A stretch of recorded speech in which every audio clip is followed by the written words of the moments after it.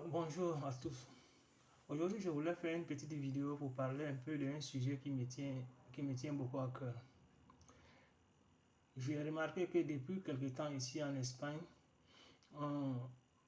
tous les gens qui arrivent un peu ici, soit par les îles Canaries ou soit par Ceuta et Melilla, quand ils rentrent ici en Espagne, automatiquement, il y a une bonne partie de ces gens-là qui décident d'aller dans d'autres pays européens. En général, ces gens-là vont sur la France. Parce que la plupart des gens qui rentrent par ici, beaucoup sont des francophones, les gens qui viennent du Mali, du Burkina, de la Côte d'Ivoire, etc. Donc, ces gens pensent que comme ils parlent français, ça sera plus facile pour eux de s'intégrer en France. Donc, certains préfèrent aller directement en France sans même prendre le temps ici de, de connaître un peu le pays pour voir la situation du marché du travail ici, la situation pour se régulariser, tout ça.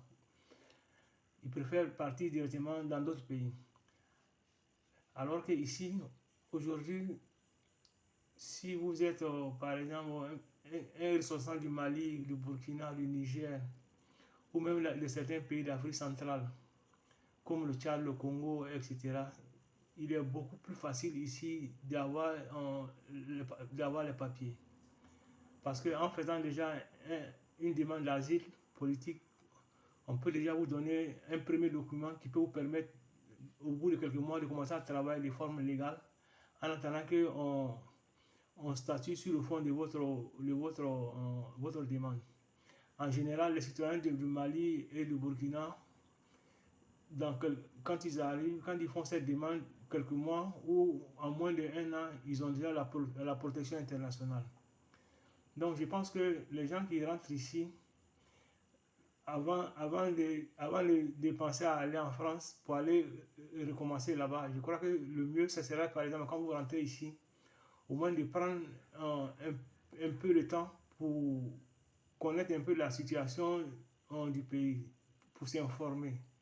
Je pense que les gens le font pour manque d'informations, mais pour pouvoir s'informer, il faut rester un tout petit peu dans le pays. Même si c'est quand vous arrivez, vous passez au moins un mois et demi, 2 mois ou 3 mois, le temps de connaître un peu la situation du pays, de voir les possibilités d'emploi qu'il y a, etc. Avant de prendre la décision d'aller ailleurs. Parce que moi, je connais, quand je suis arrivé ici il y a quelques années, j'ai connu des gens comme ça qui sont arrivés ici dans les années 2008-2009, que quand ils sont rentrés en Espagne, ils n'ont même pas pris le temps de réfléchir. Ils ont décidé d'aller parfois en France ou en Belgique. Certains, on les a pris à la frontière, eux, on les a renvoyés en Afrique.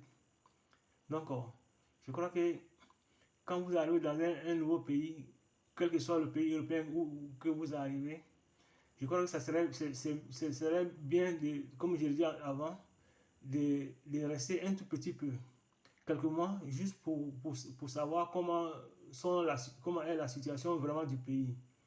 Et surtout, je crois que quand vous rentrez ici, ce serait mieux de faire déjà votre demande d'asile ici. Et parce qu'avec l'accord de Dublin, même si vous allez ailleurs, parfois ils ne vont pas accepter votre demande ailleurs. Donc c'est mieux déjà de faire votre demande ici. Et une fois qu'on vous accorde la protection et que vous avez ces documents en poche, si vous voulez, vous pouvez, vous pouvez aller en France ou dans d'autres pays pour aller voir la situation. Et si vous voyez que après, si vous allez là-bas, si vous voyez que ça ne vous convient pas, vous pouvez revenir ici, continuer à travailler, à chercher du travail ici sans problème. Mais si vous allez comme ça, sans prendre le temps de faire la demande ici, et vous allez en France, vous n'allez pas avoir les documents là-bas, et ici, vous allez perdre du temps. Parce qu'il y a des gens aussi qui, quand ils rentrent, ils vont en France pour faire 1 an, 2 ans. Après, quand ils voient que ça ne va pas là-bas, ils reviennent ici pour refaire la demande ici. Donc, tout ça sont les pertes de temps. Tout ça sont les pertes de temps. C'est pour ça que je fais cette vidéo pour dire aux jeunes, quand ils rentrent, il faut qu'ils aient un peu de patience. C'est vrai que quand les gens arrivent ici, parfois ils ont de la famille en France ou dans d'autres pays comme la Belgique, etc. Donc c'est leurs amis qui sont là-bas ou leurs parents qui sont là-bas leur disent d'aller dans ces pays-là.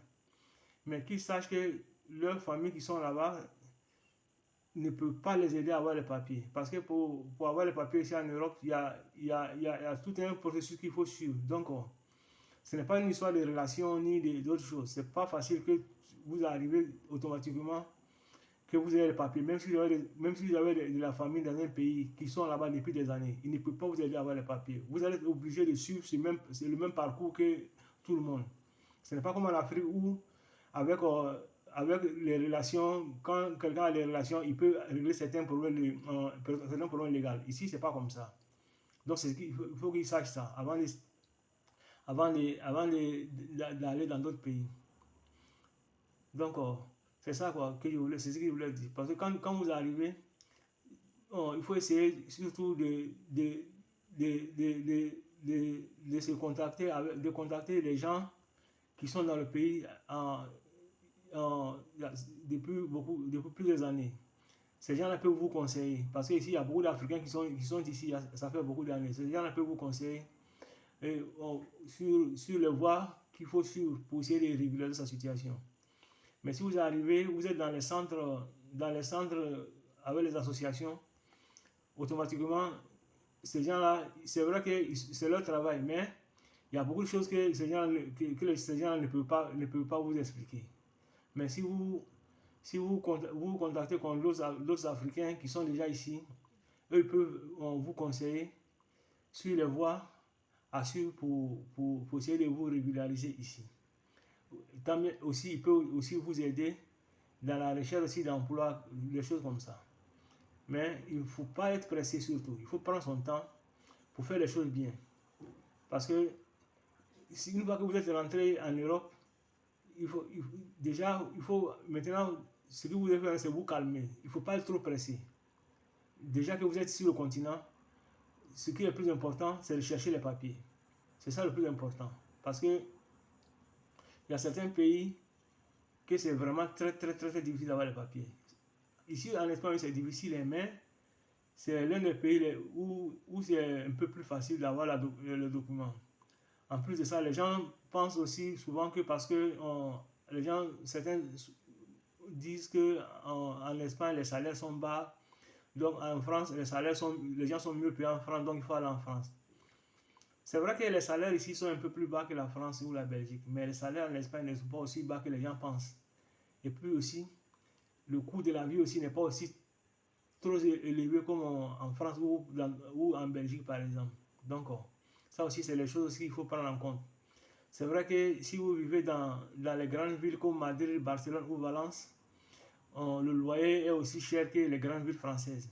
Parce que c'est les villes où il y a beaucoup de touristes. Donc, ce qui fait que le loyer n'est pas abordable. Mais si vous vivez dans les villes qui sont dans les villes moyennes qui sont loin qui ne sont pas des villes très touristiques, vous pouvez avoir un travail intéressant avec un salaire intéressant et vous pouvez avoir un coût de loyer qui est assez modéré. Donc, c'est les choses qu'il faut bien,